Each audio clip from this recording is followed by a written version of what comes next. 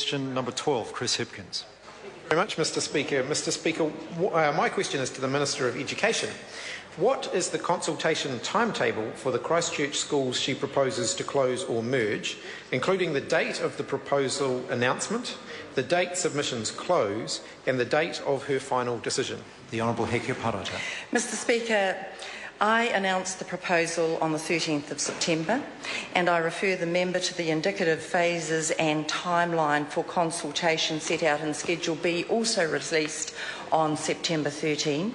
The schools, Mr. Speaker, that are affected by specific proposals to close or merge will shortly receive details of the formal consultation process and timelines that apply to them, and in my view, Mr. Speaker, they should be the first recipients of that information. Supplementary question. Supplementary question, Chris Hipkins. Thank you, Mr. Speaker. Does she stand by all of the information handed out to schools following the announcement on the 13th of December?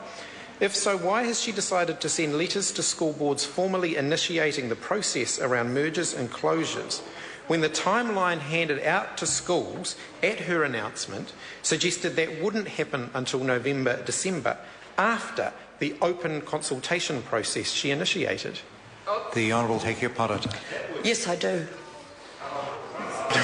Supplementary question, Mr. Speaker. Mr. Speaker, why does the Minister stand by the information that she handed out at the consultation meeting, given that she's no longer adhering to the timeline that she herself specified? The Honourable Hekia Parata. Mr. Speaker, as I answered in the answer to the primary question, they are indicative timelines. Chris Hipkins. A supplementary question, Mr. Speaker, to the Minister of Education. How many schools will she be formally writing to over the next fortnight to formally begin the legislative consultation process around school closures or mergers? The Honourable Hekia Parata. Mr. Speaker, 39. Chris Hipkins. Mr. Speaker, is it correct that the current proposed timeline for a closure is 5th of October, letter from Minister starting consultation period, 21st of November, deadline for return from the school, 30th of November, Minister accepts or rejects proposal, and 13th of December, announcement made? And if not, what is the timeline? The Honourable Hekia Parata. Mr. Speaker, no, it is not correct, no more so than the paper tabled by the member yesterday. Dr. Megan Woods, supplementary question. Will the Minister read every submission she receives on the proposed merger or closure of Christchurch schools personally? The Honourable Hekia Parata. Mr. Speaker, yes. Nicky, beg your pardon, I'll come to Dr. Megan Woods. Thank you.